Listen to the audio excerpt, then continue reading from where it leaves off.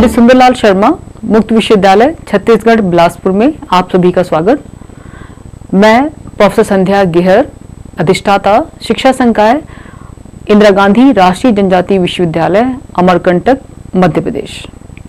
आज हम रॉबर्ट गेने की हायरार्की ऑफ लर्निंग के बारे में बात करेंगे। रॉबर्ट गेने एक ऐसे मनोवैज्ञानिक जिन्होंने अधिगम के बारे में अपने तरह से बताया। रॉबर्ट गेने के अधिगम को हम हायरार्की ऑफ लर्निंग के बारे के तरह से जानते हैं।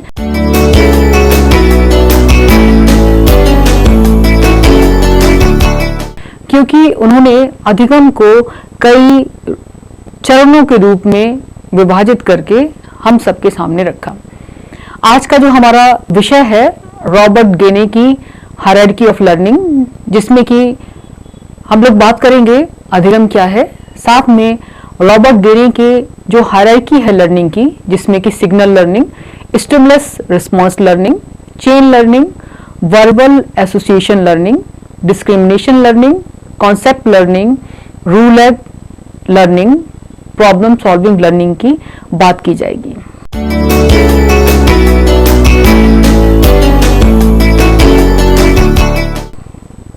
अधिगम एक ऐसी प्रक्रिया जिसमें कि हमारे व्यवहार का परिवर्तन होता है, और ये व्यवहार का परिवर्तन है अनुभव के माध्यम से होता है।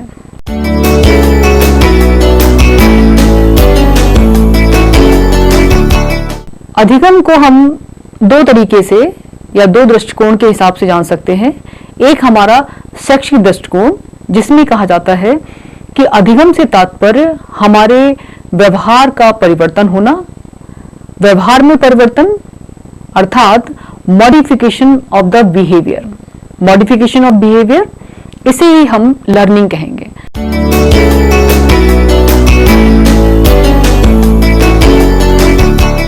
जबकि जो हमारा साइकोलॉजिकल पॉइंट ऑफ व्यू है वो ये कहता है कि learning implies making the most appropriate response to stimulus.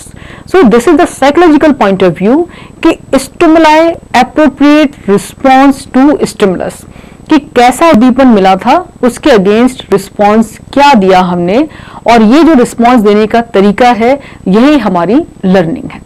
और लर्निंग जो है वो परिवर्तनशील है। अधिगम को का जो मनोवैज्ञानिक दृष्टिकोण है वो ये कहता है कि learning implies making the most appropriate response to stimulus. यहाँ पर जो स्टिमुलस है उसके प्रति हमारा जो रिस्पॉन्स था उसको साइकोलॉजिकल पॉइंट ऑफ व्यू में learning responses towards the stimulus है।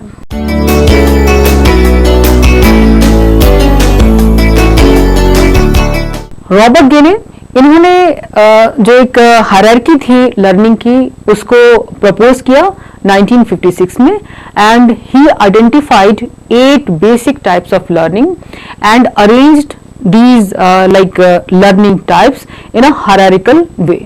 इसीलिए जो गेने ने अधिगम के बारे में बताया है उसको हम गेने की पदानुक्रमिक जो अधिगम है उसके रूप में जानते हैं।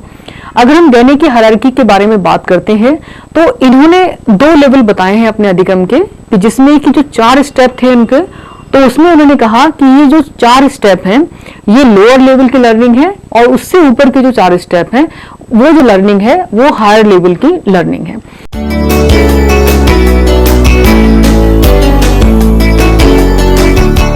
इसी हिसाब से उन्होंने दूसरी चीज ये भी कही कि जो हमारे जो लोएस्ट 4 ऑर्डर्स हैं लर्निंग के, तो वो हमारे बिहेवियरल एस्पेक्ट की लर्निंग है। जो अपर हमारे 4 जो एस्पेक्ट्स हैं दैट इज कॉग्निटिव एस्पेक्ट। तो इसके हिसाब से हम लोग जान पाते हैं कि जो गेने ने हायरार्की दी है लर्निंग की उसको 2 पार्ट में डिवाइड किया। वैसे उन्होंने 8 स्टेप्स की लैडर दी, लेकिन जो स्टार्टिंग के 4 स्टेप्स थे वो बेस्ड थे हमारे बिहेवियर के ऊपर, जबकि जो हायर लेवल के जो 4 बचे हुए स्टेप्स थे उसको उन्होंने कहा कि ये हमारा कॉग्निटिव एस्पेक्ट है। और यहाँ पर गेने ने ये भी बताने की कोशिश की कि किस तरीके से हम लोग सिंपल टू कॉम्प्लेक्स वे में चीजों को सीखते हैं। जैसे कि आप इस पूरे कोण में देख रहे हैं कि सबसे नीचे है सिग्नल लर्निंग और इसके ऊपर है हमारा स्टिमुलस रिस्पॉन्स लर्निंग, इसके बाद में psychomotor connection learning and number 4 पर है वर्बल एसोसिएशन लर्निंग। सो ये जो 4 स्टेप हैं आपके सिग्नल से लेकर वर्बल एसोसिएशन लर्निंग तक के, ये these are related to the behavioural aspect. जबकि इसके ऊपर के जो 4 एस्पेक्ट हैं वो है हमारे कॉग्निटिव एस्पेक्ट, जिसमें कि क्या है हमारा मल्टीपल डिस्क्रिमिनेशन लर्निंग, इसके बाद में concept learning, principle learning and problem solving learning. तो जो ये मल्टीपल डिस्क्रिमिनेशन से लेकर जो हमारा प्रॉब्लम सॉल्विंग लर्निंग तक का पार्ट था वो हमारे कॉग्निटिव एस्पेक्ट से रिलेटेड था।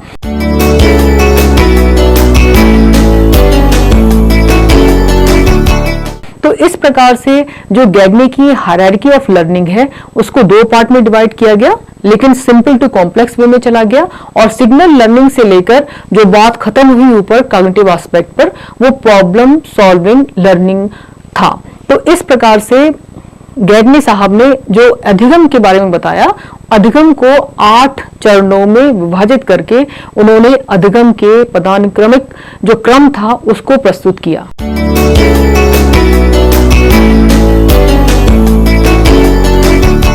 अब यहाँ पर थोड़ा सा ये भी जानना आवश्यक है कि लर्निंग है क्या।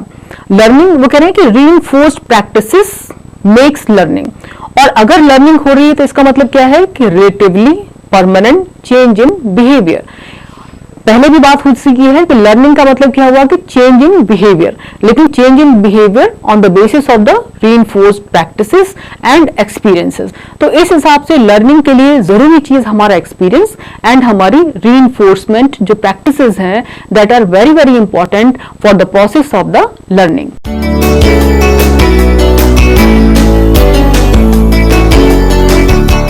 गैग्ने ने जहां पर कंडीशंस दी अपनी कि भाई जो गैग्ने का जो एक तरीके से जो हायरार्की थी लर्निंग की, वो हम सभी जानते हैं कि वो क्या है, 8 types of learning and beginning with the simple and and with the complexes. लेकिन यहां पर एक चीज और हमें जानना होगा कि जो ये behaviour appears in the conditions of the learning.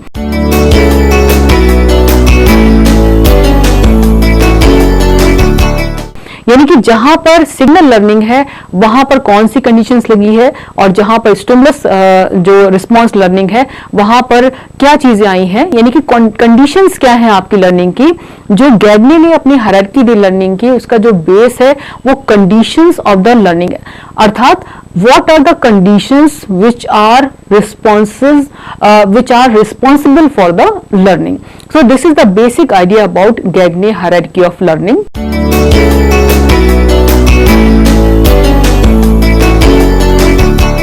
जो सबसे पहला गैग्ने का जो स्टेप दिया गया लर्निंग के बारे में, आप ये भी समझ सकते हो, जो पहला टाइप था लर्निंग का जो गैग्ने के द्वारा उस कोण में बेस पर दिया गया, तो उसे उन्होंने सिग्नल लर्निंग कहा।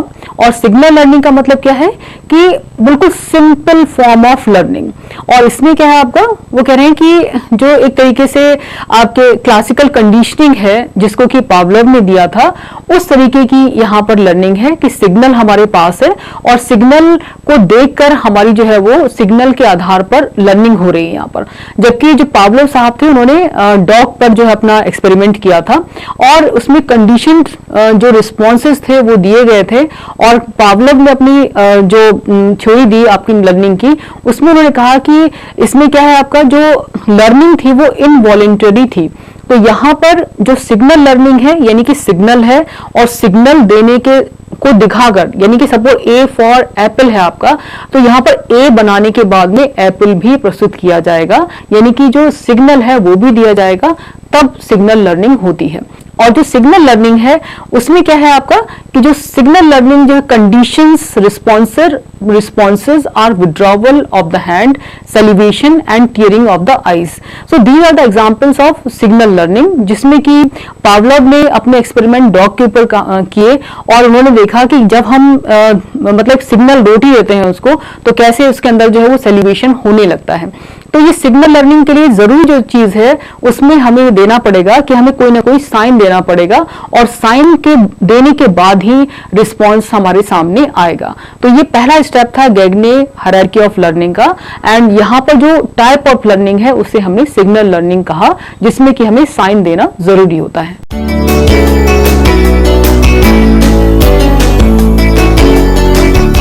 इसके बाद जो सिग्नल लर्निंग थी उसके बाद की जो हायरार्की में जो नंबर 2 पर लर्निंग का टाइप आया उसे गैगने के द्वारा स्टिमुलस रिस्पॉन्स लर्निंग कहा गया। और स्टिमुलस रिस्पॉन्स यानी कि यहाँ पर एस और आर का एक तरीके से रिलेशनशिप है। यहाँ यानी कि हमने जो उद्दीपन दिया है उद्दीपन के आधार पर अनुक्रिया की जाएगी और जो एक एस आर बॉन्डिंग होगी उसके रूप में स्टिमुलस रिस्पॉन्स लर्निंग होती है। और यहाँ पर जो स्टिमुलस रिस्पॉन्स लर्निंग को हम लोग जो ऑपरेंट कंडीशनिंग थ्योरी थी जो कि स्किनर के द्वारा दी गई थी उसके माध्यम से समझ सकते हैं कि कैसे स्किनर ने एक कबूतर को 8 की शेप में चलने के लिए उस 8 की शेप में उसको जो है वो गेहूं के दाने रखे और धीरे धीरे करके जो कबूतर था वो गेहूं के एक एक दाने को चुनता हुआ आगे चला गया। और बार बार प्रैक्टिस करने के बाद में जब एस और आर रिलेशनशिप बनी तो वो उसमें जो है वो अपने आप ही एक तरीके से 8 पर चलना वो सीख गया था। यहाँ पर सबसे ज्यादा जरूरी चीज जो नोट करने वाली है कि जो स्टिमुलस रिस्पॉन्स लर्निंग है उसमें स्किनर की ऑपरेंट कंडीशनिंग बहुत ज्यादा महत्वपूर्ण है। ऐसे ही जो स्टिमुलस रिस्पॉन्स लर्निंग है उसको हम एक छोटे से एग्जांपल से समझ सकते हैं कि सपोज मान लीजिए कि बच्चे को हमें जो है मम्मा कहना सिखाना है, तो इसमें क्या करना पड़ेगा उसमें कि जैसे मम्मा हमें खुद बोलना पड़ेगा, यानी कि स्टिमुलस हमें खुद प्रोवाइड करना पड़ेगा, तो वो बार बार जो है वो उस जो बच्चा है जो छोटा सा मतलब किड है वो भी इस तरीके से बोलना शुरू करेगा। और यहाँ पर जो एक चीज और ज्यादा इंपॉर्टेंट है यहाँ पे कि इसमें चाहे वो इसमें कई सारी चीजें ऐसी हैं जिसमें कि स्टिमुलस रिस्पॉन्स लर्निंग काम करती है। जैसे कि हमें हमारे घर में जो पेट्स हैं उनको अगर हमें बैठना सिखाना है तब भी हम स्टिमुलस लर्निंग का इस्तेमाल कर सकते हैं। छोटे बच्चे जो बबलिंग करते हैं उसके बाद जो बोलना शुरू करते हैं तो वो कैसे अप्रोप्रिएट वर्ड्स का इस्तेमाल करेंगे, वहां पर भी हम स्टिमुलस रिस्पॉन्स लर्निंग का इस्तेमाल कर सकते हैं।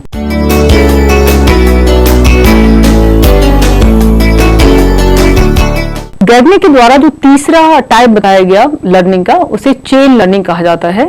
चेन लर्निंग यहाँ पर चेनिंग है आपकी कुछ चीजों की, यानी कि एक श्रृंखला बनाई जाती है कि कैसे श्रृंखला बनाकर हम चीजों को सीखें। अब यहाँ पर सबसे पहले हम लोगों ने सिग्नल लर्निंग पढ़ा, फिर हमने स्टिमुलस रिस्पॉन्स लर्निंग पढ़ा, नंबर 3 पर हमारा चेन लर्निंग हम लोग पढ़ने की कोशिश कर रहे हैं, जानने की कोशिश कर रहे हैं इसका अर्थ।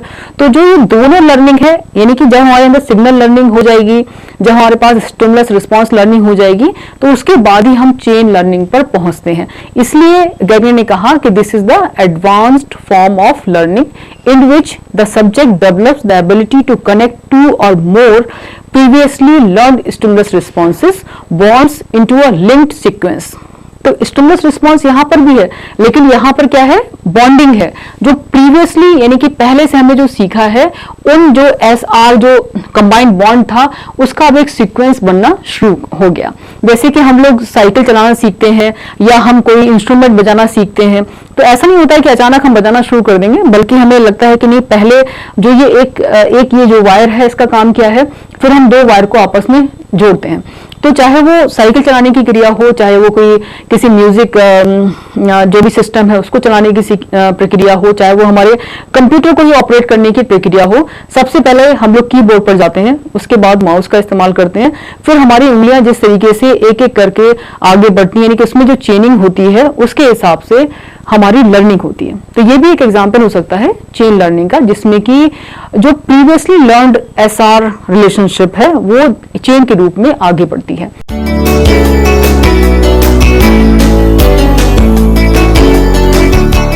जो फोर्थ जो टाइप की जो लर्निंग बताई गैगने ने वो थी वर्बल एसोसिएशन लर्निंग, यानी कि शाब्दिक साहचर्य अधिगम।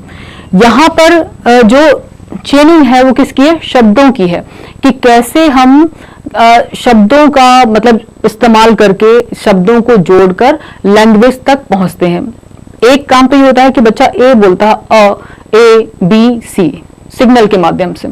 इसके बाद में एसआर में क्या हुआ कि दोनों का अ, रा, म, उसके बाद में थोड़ा उसने और आगे बढ़ा, चेनिंग स्टार्ट की, राम हो गया।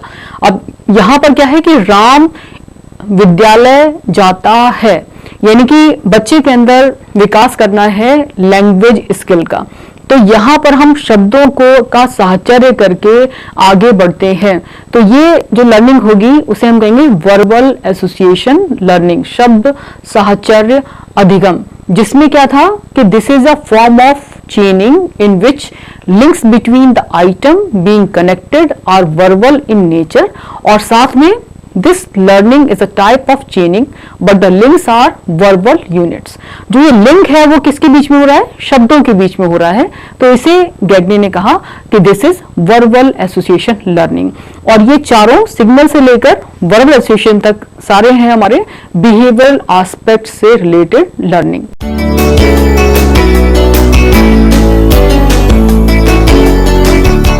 इसके बाद में डिस्क्रिमिनेशन लर्निंग। बालक के अंदर चीजों को डिस्क्रिमिनेट करने की जो एबिलिटी है, वो पावर जो है उसके अंदर वो डेवलप हो चुकी है। इसमें हो क्या रहा है आपका कि this discrimination learning involve the ability to make appropriate responses to a series of similar stimuli that different in a systematic way. Suppose I have, यहां पर कई सारे ऑब्जेक्ट रखे गए, कुछ यहाँ पर एम्फीबियंस हैं, कुछ यहाँ पर रेप्टाइल्स हैं, कुछ यहाँ पर बर्ड्स हैं। हाउ वी कैन डिस्क्रिमिनेट कि दीज आर रेप्टाइल्स हैं, तो सारी चीजें वही सारी आपकी, लेकिन इसमें कौन सा आपका मैमल्स होगा, कौन सा एम्फीबियंस होगा, या मान लीजिए कि पूरे यहाँ पर कई सारे एनिमल्स का ग्रुप है, लेकिन कौन से जो है एक तरीके से चलने वाले एनिमल हैं, चलते तो सभी एनिमल हैं, लेकिन फिर भी कौन सी ऐसी विशेषता है एनिमल्स के अंदर, तो वो डिस्क्रिमिनेट कैसे कर रहे हैं कि नहीं भाई ये एमए एजुकेशन के स्टूडेंट्स हैं और ये बीएड के स्टूडेंट्स हैं। ये भी इसका एग्जांपल हो सकता है। तो यहां पर क्या है आपका कि one piece of learning inhibits another and inferences is thought to be one of the main causes of forgetting।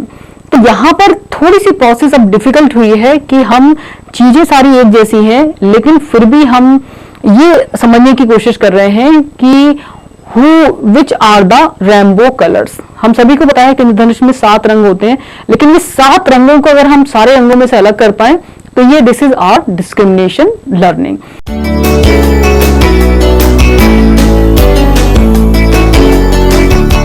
जैसे ही हमारे अंदर डिस्क्रिमिनेशन पावर डेवलप होती है, तो उसका जो नेक्स्ट स्टेप आता है हमारे अंदर अकॉर्डिंग टू गैग्ने कि हमारे अंदर कॉन्सेप्ट बनना शुरू हो जाते हैं। बहुत सारी चीजें हमारे साथ में है कि घर बनाने के लिए ईंट की आवश्यकता होती है। तो एक कॉन्सेप्ट डेवलप कैसे होगा कि अगर जब तक 4 चीजें हमारे पास नहीं होंगी तब तक हमारा घर नहीं बन सकता। तो यहाँ पर कॉन्सेप्ट कैसे डेवलप किया जाए कि जब किसी वस्तु को पानी में, सपोज मान लीजिए जहाज जो है वो पानी में तैरता है, क्यों तैरता है, इसके पीछे कौन सा बल कार्य करता है, यानी कि उत्प्लावन बल अगर कार्य कर रहा है, और उत्प्लावन बल का अगर हमें कॉन्सेप्ट क्लियर है कि भाई बेसिकली होता क्या है कि जब किसी वस्तु को पूर्ण या आंशिक रूप में पानी में डुबोया जाता है तो वस्तु का भार हटाए गए भार के बराबर होता है, इसलिए वो वस्तु पानी में तैरती है। तो this is the concept of उत्प्लावन बल। तो ये जो कॉन्सेप्ट डेवलप तभी हो पाएगा जबकि उस बालक के अंदर डिस्क्रिमिनेशन पावर डेवलप हो चुकी है। ऐसा नहीं होता कि सिग्नल लर्निंग से बच्चा अचानक जो है वो कॉन्सेप्ट लर्निंग पर पहुंच जाए। तो इसमें हो क्या रहा है कॉन्सेप्ट में कि जनरलाइजेशन हो रहा है कि एबिलिटी टू जनरलाइज और क्लासिफाई। अगर ये एबिलिटी डेवलप हो जाती है तो हम ये मानकर चलते हैं कि हमारे अंदर कॉन्सेप्ट फॉर्मेशन बनने लगा, या हम ये भी कह सकते हैं कि consistent response to different stimuli that form a common class or category or some sort. It means we are capable to generalize and classify the objects. So this is the main base behind the concept learning. But for concept learning there is need of discrimination power in the like individual. हमने चीजों को generalisation करना शुरू कर दिया, classify करना शुरू कर दिया, और अगर हम ऐसा कर पाते हैं तब हम इसके नेक्स्ट स्टेज पर आगे पहुंचेंगे। हायरार्किकल जो हमारी एक तरीके से हायरार्की है लर्निंग की, उसे हम लोग कहेंगे रूल लर्निंग। यानी कि अब हमने नियम बनाने शुरू कर दिए। कॉन्सेप्ट हमें चीजों का पता है, लेकिन उसके बीच में नियम कौन से बनेंगे कि भाई जनरल रूल्स और कौन से ऐसे प्रोसीजर्स हैं जिनको कि फॉलो करके हम लोग आगे बढ़ते हैं। और ये जो रूल लर्निंग है that is very high level learning, जिसको कि हम कहते हैं, गैग्ने ने कहा कि this is related to the cognitive process. जो भी हमारा कॉग्निशन है, जिसमें कि हम चीजों को समझते हैं और समझने के साथ में उसमें हम नियम बनाना शुरू कर देते हैं कि भाई कई सारी विशेषताएं हमारे पास आई किसी चीज की, अब हमने एक नियम बनाया कि नहीं, इस कार्य को करने के लिए ऐसा करना आवश्यक है। यानी कि बहुत सारी विशेषताओं के आधार पर हमने एक जो है नियम बना लिया, तो इसका मतलब हमारे अंदर रूल लर्निंग एक तरीके से होने लगी। और अगर रूल लर्निंग हो रही है तो इसका मतलब जो हमारी कॉग्निशन प्रोसेस है, जो हमारी समझने की प्रक्रिया है, उससे रिलेटेड है हमारी रूल लर्निंग, ऐसा गैग्ने के द्वारा बताया गया। और साथ में उन्होंने ये भी कहा कि it involves like relationship between concepts and apply these relationship in different situations and including situations not previously encountered। यहाँ पर रूल लर्निंग यानी कि कॉन्सेप्ट फॉर्मेशन होगा, तभी हमारे अंदर रूल लर्निंग हो पाएगी।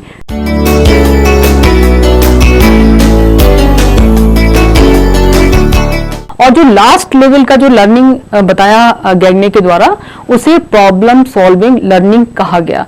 अर्थात सिग्नल लर्निंग हो चुकी, एसआर लर्निंग हो चुकी, चेन लर्निंग हो चुकी, डिस्क्रिमिनेशन हो चुका, कॉन्सेप्ट हो चुका, रूल लर्निंग हो चुकी। अब जो हाईएस्ट लेडर है हमारी that is problem solving learning, जिसमें बच्चे के अंदर एक एबिलिटी डेवलप हो चुकी है किसी भी प्रॉब्लम को सॉल्व करने की। जो भी उसका जो एक तरीके से गोल है उसको वो प्राप्त कर सकता है, और प्राप्त तब कर सकता है मतलब ही और she is capable to solve the problem. और इसके अंदर क्या क्या चीजें हैं, कॉम्प्लेक्स ये लर्निंग है क्योंकि सबसे हाईएस्ट लेवल पर है, और इसमें क्या होगा, आपका कॉम्प्लेक्स रूल भी शामिल होगा, साथ में जो प्रोसीजर है वो भी, मतलब प्रोसीजर किस चीज का कि कैसे उस चीज को हम सॉल्व करेंगे उस चीज का, और साथ में कि जो और दूसरी प्रॉब्लम्स हैं उसको भी वो कोरिलेट कर पाएगा कि जो सिमिलर नेचर की प्रॉब्लम्स थी उनको आपस में कोरिलेट करते हुए उस पर्टिकुलर प्रॉब्लम को सॉल्व करने की जो एबिलिटी है अगर बच्चे के अंदर डेवलप होती है तो कहा जाता है कि इसके अंदर प्रॉब्लम सॉल्विंग लर्निंग हो चुकी है। यानी कि ही और she can solve the any problem with the help of problem solving learning. Problem solving learning कहाँ क्या चीज और इसके अंदर जरूरत होती है, वो होती है आपकी internal events usually called thinking. यानी कि जब हम किसी भी चीज को सॉल्व करते हैं, किसी भी समस्या का समाधान निकालते हैं, तो जो हमारी थिंकिंग है वो अवश्य होनी चाहिए, क्योंकि बिना सोचे हुए हम किसी भी समस्या का समाधान नहीं कर सकते। और कहते हैं कि इसमें क्या है आपका कि without knowledge of the prerequisite rules the problem can not be solved. तो it means for problem solving learning there is a need of thinking and there is a need of rule-led learning also. So this is all about Gagne hierarchy of learning, and in this Gagne hierarchy of learning he has given 8 ladders, 8 types of learning, and 4 starting types of learning are related with behavior, and last 5, 6, 7, 8 are related with the cognitive aspect of the cognitive aspect of human being. So गैग्ने ने hierarchy दी learning की, लेकिन उसको 2 भागों में विभाजित करके दिया और साथ में उसके 8 प्रकार की लर्निंग के बारे में बताया। और अगर हम एक शिक्षक होने के नाते इस गैग्ने हायरार्की को समझते हैं, तो चाहे हमारे सामने विद्यार्थी बहुत कम उम्र का है तब भी हम उसको आसानी से पढ़ा सकते हैं, और बड़ी उम्र का है तो हमें ये पता है कि कौन से लर्निंग के टाइप का होनी है इनके अंदर, उसी तरीके की हम जो टीचिंग मेथोडोलॉजी है उसका इस्तेमाल करके विद्यार्थियों को आसानी से पढ़ा सकते हैं। सो ये था आपका गैग्ने हायरार्की ऑफ लर्निंग, जिसमें कि हमने 8 प्रकार की लर्निंग के बारे में जाना, और साथ में इन 8 प्रकार की लर्निंग को 2 भागों में कैसे विभाजित किया गैग्ने के द्वारा, उसके बारे में हमने जानने का प्रयास किया है। उम्मीद है कि आप सभी को गैग्ने हायरार्की ऑफ लर्निंग के बारे में समझ में आया होगा। आपने ध्यानपूर्वक सुना, इसके लिए आप सभी का धन्यवाद। नमस्कार।